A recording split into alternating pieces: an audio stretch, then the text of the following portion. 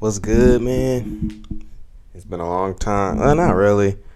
But I've just been super busy as of late, so kind of makes sense as to why in my opinion, I know I haven't been recording. I've been working, getting acclimated with work since being back. I know I keep talking about the trip. That was a month ago, Tanner. Yeah, I know, but that messed up my motion. I was doing the work of the Lord, but yeah, man, a lot has happened since I last recorded. I think I last recorded game 2 or 3, if I'm not mistaken. Let me specify so I can know what I'm talking about today, even though the finals is over. Um, as you can tell, it sounds like I just woke up, and it's literally 8 a.m. And yeah, it's 8:50 in the morning right now, and I felt like grinding today and making a video because guess what? No one's home. Everyone's at work, or little bro, he's at summer school. So you know how it is. My last video was 2 weeks ago, and that must have been after game 2 or something, or game 3, one of the two. Probably game 2, but yeah. So the finals is over. The Thunder won. Congrats to the OKC Thunder. Prayers up to my boy Hali, man. As soon as I saw that injury, I just stopped paying attention. I'm so sorry. It's not that I don't respect the Thunder, even though I don't know. It just feels like I'm not gonna hate. I'm not about to sit here and hate, but like, I'm not a fan by any means of their style. Their style of play. I'm not about to sit here and hate. Just go watch videos. Go watch film. Go watch Lou Dort and Caruso play defense, bro. They look like Marlon Humphrey and Nick Wiggins. Nate Wiggins for the Ravens. Just go watch those two play defensive back, and then go watch Caruso and Lou Dort play defense. Case and Wallace too. They just got Jair Alexander. Yeah, that's the trio right there. But I'm trolling. But yeah, SGA Finals MVP. Yeah, that game 7 was kind of weak for the fact that the Thunder saw that Halliburton was out, and they low key, very, very actually high key, they let the Pacers stay in it. And then after halftime, it was over. So yeah, it was pretty underwhelming. I know we wanted to see Hali play. He had 9 points early, and it looked like it was gonna be a really good game 7. And the whole sports world is just praying for him, feeling for him right now. But at the same time, the other side, the Thunder are up, and they just won a championship for the first time in this history of this franchise, the Thunder, not the Supersonics. But yeah, really good series. Went to 7, 7-game series. I know Hali, like I said, went down, but like that's all we could. When someone goes down on the other team, you don't pull back. You just have to keep going and win, and that's what the Thunder had to do. And yeah. So, and let's talk about before I don't really have much today, cause well, I'm lying to you. I'd be lying if I said that. But we got some trades, man.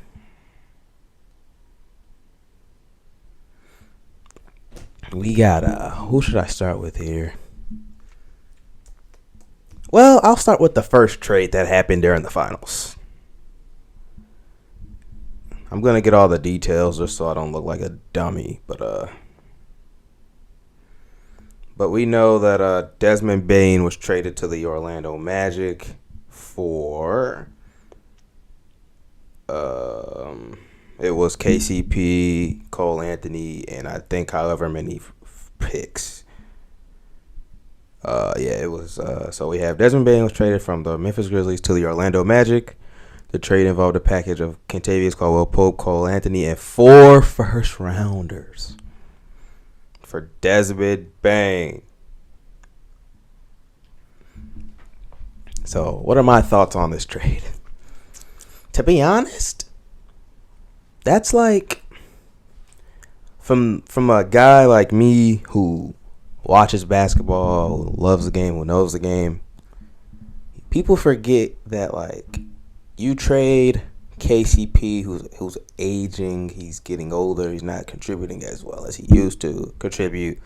Looking back on a team like the Nuggets, where he helped them win a championship. And then you got a guy who like Cole Anthony, who is a really good backup point guard though. But in reality, from hindsight looking, like from the outside looking in, as a fan, people forget that Jalen Suggs was injured this for the latter part of the season and didn't even play in the playoffs. So you go and get a guy like Desmond Bane, and you already have a lot of good wings. I like the trade for Orlando. You go and get a guy like Desmond Bane who can average 20 plus points per game. Really good shooter, good defender. He's 6'5". I know he has a negative wingspan.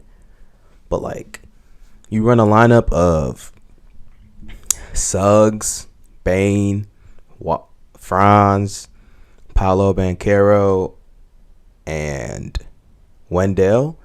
And then off the bench, you could have Anthony Black, who is really getting better at basketball, and he has the potential to be great. Anthony Black. You have, who else do you have? Oh, Gary Harris. If you still have Gary Harris, that is a good, like, well, he recently played. If you could re-sign a guy, and it's free agency too, go sign a vet wing. You got like Caleb Houston, you got Jet Howard, you got the young guys who can come up and play. You already got Mo Wagner off the bench. You still have Jonathan Isaac. There's a lot of talent and a lot of defense on that team. And like I said, Paolo Banchero is really good at basketball. He took a jump in the playoffs. I know nobody else really stepped up to help him, but look, that guy Paolo is a star. He is really good at basketball. He continues to get that three-point shot better. His mid-range is already elite. And I truly believe that he is a star. He's a young star. He's going to be one of the best players in the league for years to come.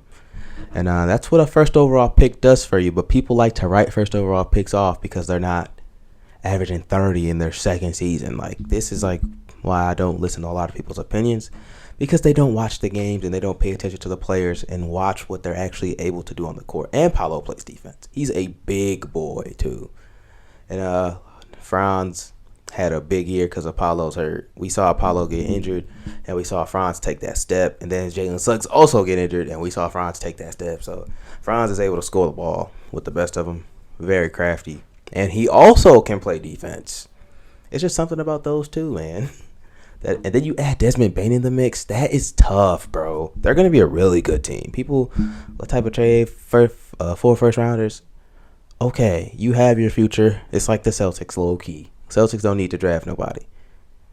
They have their guy. They got the Jays. They ended up going to get like a guy like Derek White, and then they ended up getting Drew Holiday and Porzingis.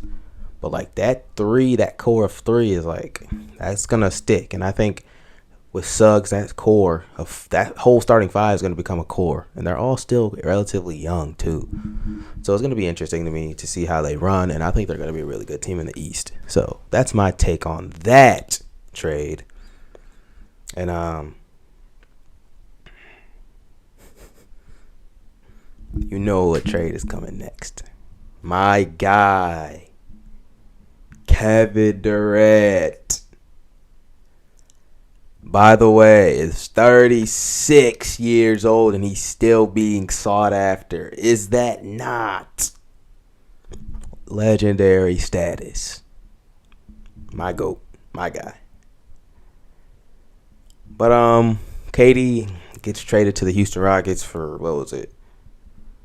Jalen Green, Dylan Brooks, and 5 second rounders and the 10th pick this year. And I know a lot of people are questioning that trade. I wouldn't question it as like, I know Rockets fans are like, he's aging, but like at the same time, KD is longevity and he could play for 4 or 5 more seasons because his ability to score is like, him and Bron and Steph, they all have that ability to just do what they do. It doesn't matter if it's at the highest level as of what we've seen in the past, but they can still do it at a really good and productive level. And that's just legendary from all 3 of them because they're all 36, 37 and up, and Bron's 40, and they're all still going crazy and it's actually crazy to see that these three that I grew up watching and watching them dominate the game are still doing what they're supposed to do at this old age, and they don't look like they're gonna slow down anytime soon. And so KD, I know people were saying like they got Jalen Green and Dylan Brooks, like they couldn't have got Amen Thompson's not going anywhere, but I'm saying like you couldn't have gotten a Cam Whitmore, a Reed Shepherd, or even a Jabari Smith, like.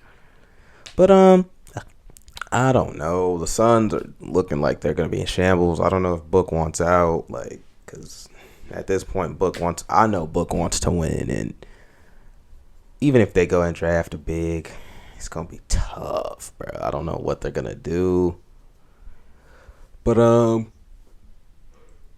excuse me. I'm very interested to see how the Suns play, and I know that the Rockets, they took the Warriors to, 6 games without a go-to scorer, and that's what they were lacking. And you go and get a guy like KD, only giving up Brooks and Green. I know Green has potential to be great, but like you go get a guy like KD who you know can deliver, and you continue and you keep a really big piece of your core be Amen Thompson and Sengun, as well as Jabari Smith, who was very underrated. And then off the bench, so your starters would be Van Fleet, Amen Thompson, who's continuing to work on that 3-ball, I hope. Kevin Durant, Jabari Smith, Sengun. Or you could run Sengun and Steven Adams. But for defensive purposes, I know they'd probably want to run Jabari Smith because he's more lateral than Sengun. And then off the bench, you got your guys like Reed Shepherd. He's going to have to show up. Cam Whitmore, Tari Eason. Like, you still have guys to run. It's not like they don't have, and then Steven Adams will come off the bench as well. Like, they have a good bench unit. But of course, I'm not also all of a sudden a Rockets fan. But my guy KD, my guy's on the team. And you know me, I want to see my guy get another ring. So, and he's going to be the head of the spear. But yeah, that's really all I have to say. Suns, I want to see what they do. You somehow got to get off of Beal's contract. If I'm Book, I'm looking for a new home. Come to Detroit. Book, please come to Detroit. But if I'm Booker, I'm looking to come to Detroit. I'm looking to go somewhere where I can compete. And on the flip side, if we go and get Devin Booker, I truly believe that we have to give up a guy like Jaden Ivey, and that's going to hurt. Ron Holland, possibly, and even Isaiah Stewart, and that's tough. I'll get to what I think about the Pistons in a little bit going into free agency, but let me talk about what other NBA trades. Well, Drew Holiday for Anthony Simons. That's self-explanatory.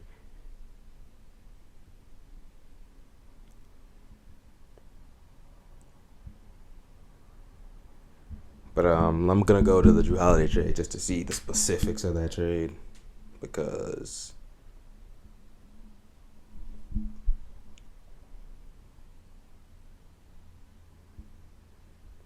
yeah, it's Anthony Simons, 2 future second-round picks for Drew Holiday, and I actually like that for the Celtics because, as we know, Porzingis also got traded last night, and that gets rid of $180 million for the Celtics. And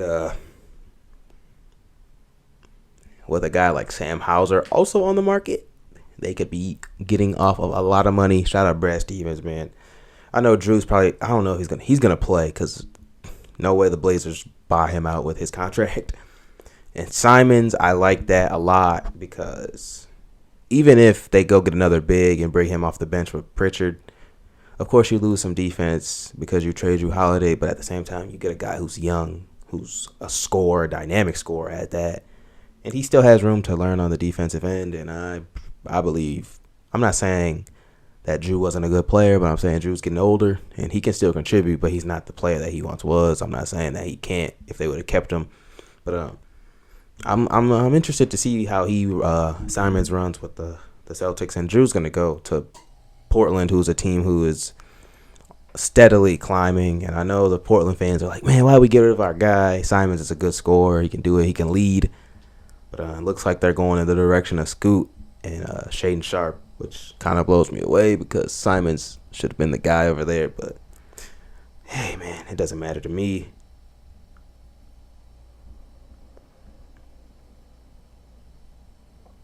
And then, like I said, Jordan Poole, Sadiq Bey, and the second round pick for CJ McCollum and Kelly Olynyk. So Jordan Poole gets out of Washington.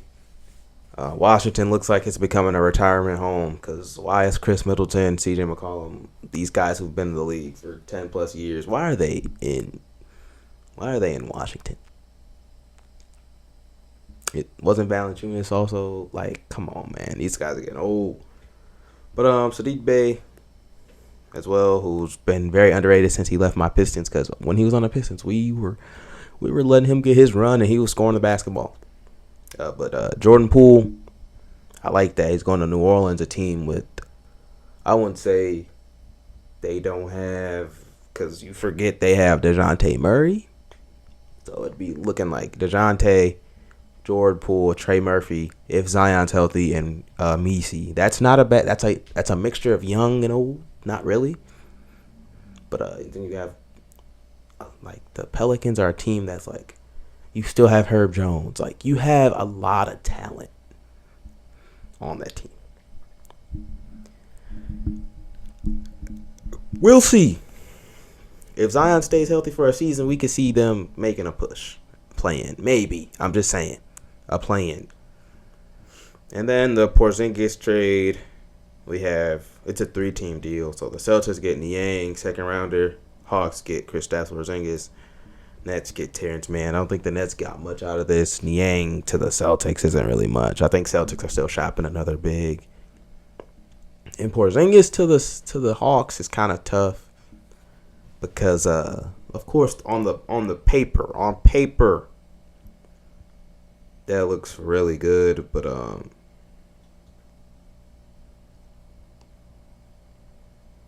it's like,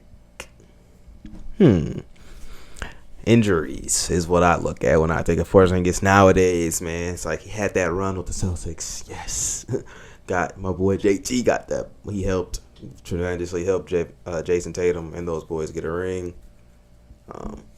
But going to the Hawks, the dynamic is going to be real different. I'm not saying if he stays healthy, he can pour in 20 and 10 a game easily for the Hawks and be a pick and roll threat with Trae Young. And play defense, rim protection. That's what you need. And they got a lot of young wings. Dyson Daniels, Zachary, Jalen Johnson. Like, those guys they're ready to play. And they're ready to go. They just need health. And it's like the depth is okay. You got rid of a guy like DeAndre Hunter, but you got Karis LeVert. But it's going to be interesting to see what the Hawks do. In hindsight, you think they win that trade, but at the same time, the Celtics got up off of that contract as well. So it's like, hey, man. But, excuse me again. My goodness, I'm tired. But, lastly, I'm going to talk about the Pistons. And, like I said, if we go get Book, that's going to be the idea of possibly losing Jaden Ivey and possibly losing Isaiah Stewart. Or even a Tobias Harris, an older guy who he's already under contract. He probably wouldn't mind it, and we probably need the money to make up. But I don't want to lose Ivy, and I know he can continue to blossom into somebody that's great.